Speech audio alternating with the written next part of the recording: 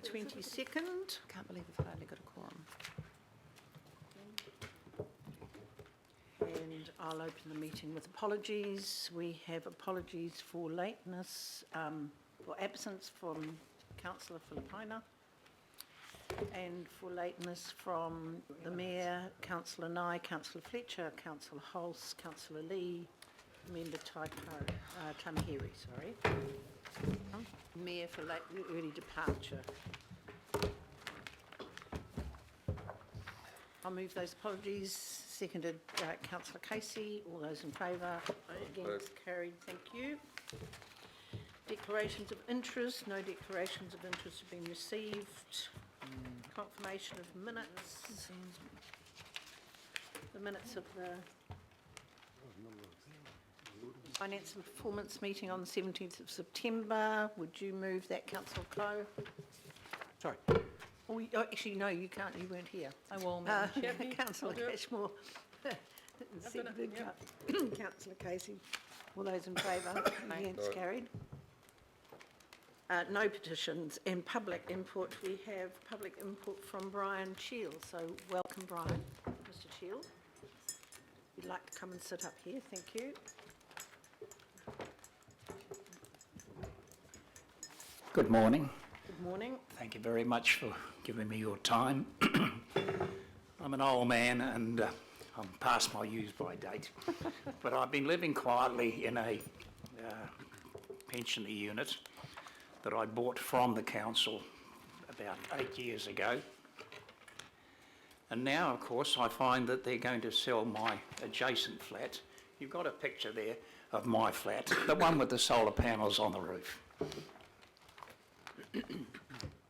Now, I've read the submission from the disposal recommendation report, and I've covered the points on page 1 of the appendix, which was the property information. Now, that's the thing. I've covered those points and said, okay, the rateable value they've mentioned there is 225,000. My latest rating value was 210,000. On attachment B, where they show an overhead shot of the area, the building, say, almost next door, a central unit in a block of floor, of $600,000 last month. They had 15 bidders in auction. So there is a demand for housing. Now, I attended a sort of workshop run by the local board discussing the 10-year plan. And in that they said, we only want to put the rates up 1%. Of course, that didn't happen. And also there was a consensus in the group that I was in that the City Council should get involved in social housing again. And of course, you know, you're having the trouble now with Liston Park because of the, the fact that it's going to be pulled down to make way for an access to the Cecilia Park.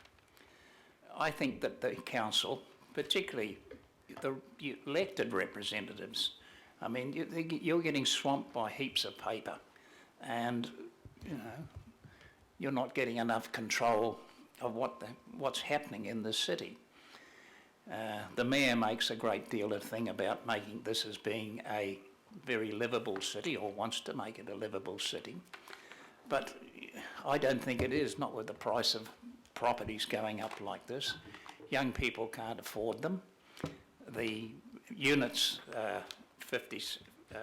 56 and 57 are now rented out at market rates, and there's no way that old people can afford market rents. And as I say, the powers that be, Letitia, came along and saw me and said, well, we'll transfer you and also my neighbour that owns her own place, and we'll put you in something else owned by Amity, because Amity has got properties all around that one, and that's it, they're just sitting there, rented out at market rates. So, you know, the council is either going to be involved in social housing, or it's going to be involved in market rates, rentals, and I just don't think that's right, particularly since, as I say, my younger sister was one of the ones that offered to buy one of these units, but was told, oh no, you can't buy them because we're trying to get them empty so we can do a high-rise tenement because it's being zoned under the unitary plan. Now, I've made submissions to the unitary plan on the grounds that it's all very well putting up high-rise tenements and rapid rail transport when the whole demographics of jobs are now disappearing away from CBDs. And I think, no, I sort of hate to throw the fact that Detroit, of course, has gone down the tubes. Now, that's really all I was wanting to say, but I was more concerned about the fact that the Finance Committee of elected representatives now is getting overwhelmed or overloaded with information from these CCOs that are, you know, another one, of course, is the Tamaki Redevelopment Company. This is, you know, it's just not happening as far as I'm concerned. As I say, just an old man trying to live my life quietly in a pensioner flat in a pensioner's village. Next to me is the hall for the village where they've been holding it's a polling booth for general elections, still has been for years. The mobile library still comes and sees me.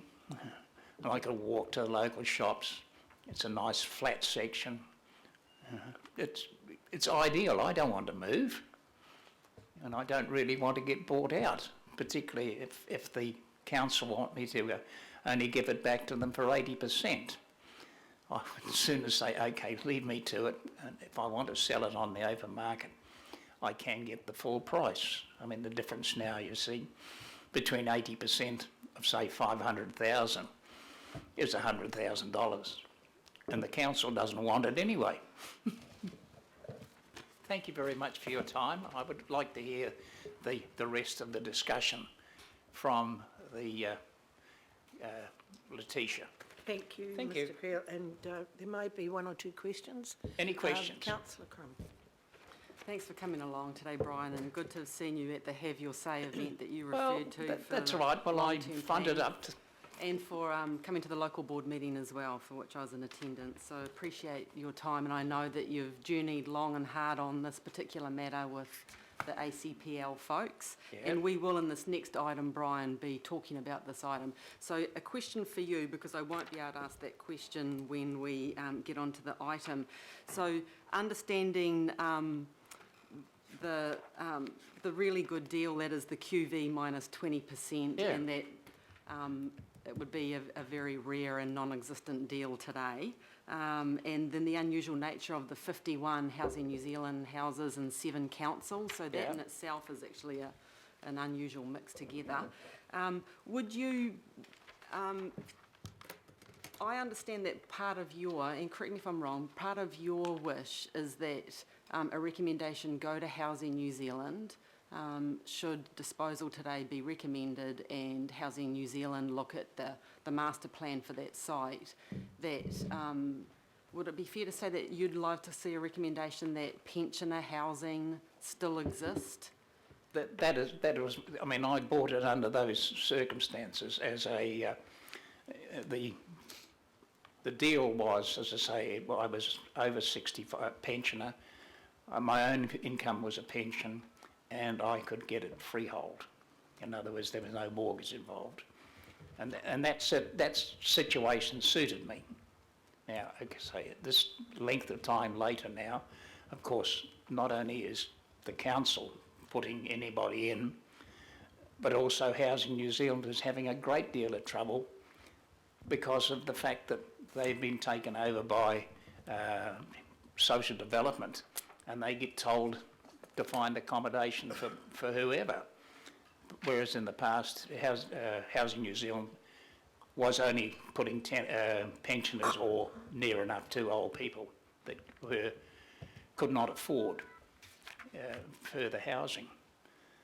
But as I say, it's starting to creep in with younger people now, the same way as I say, because they turn around and say, oh, well, the council's putting in older people in the pensioner village. Okay, well, I'd like to suggest, Madam Chair, that we address that recommendation to Housing New Zealand when they start on the item proper. Yes, thank you, councillor Crum. Councillor Casey. It's more a comment than a question, if I may. It was just that these are the issues we're wrestling with, Brian. Yeah. Right now, with Panuku Development Auckland, the weighing up of the commercial priority or the commercial imperative with public good. Yeah. And we're just in the middle of that. So thank you for raising the issue today. It's something that we're No, well, conscious- actually, it was quite interesting, Councillor Casey. I like to call you Kathy, but it doesn't matter. I found out about these units when I attended a Finance Committee meeting about 2006. I didn't realise there was agendas, so I fronted up along to find out what was happening with the surplus money from Metro Water. And of course it wasn't raised at that particular meeting, but I had the pleasure of listening to you, picking up on the fact that, you know, people weren't being noticed, and also meeting or hearing Penny Bright for the first time. Thank you. But that was the only reason, because it was on the agenda, a group of flats that had been sold to Housing New Zealand, and yet on the agenda there was a meeting with Housing New Zealand to sell 2 remaining flats, which apparently had been on your own. So that was back in 2000. So the precedent has been established that Housing New Zealand has bought own your own flats back from the council in the pensioner village. Anything further? No, well, thank you very much, and I apologise for coughing. You shouldn't eat nuts while you're sitting in the chair, obviously. Councillor Crum, will you move a vote of thanks? And presumably Councillor Casey seconded. All those in favour? Aye. Against? Carried. Thank you very much for your input. And local board input, there isn't any extraordinary business. There is no extraordinary business, so we will go on to, or notice of motion, there isn't. The disposal reports.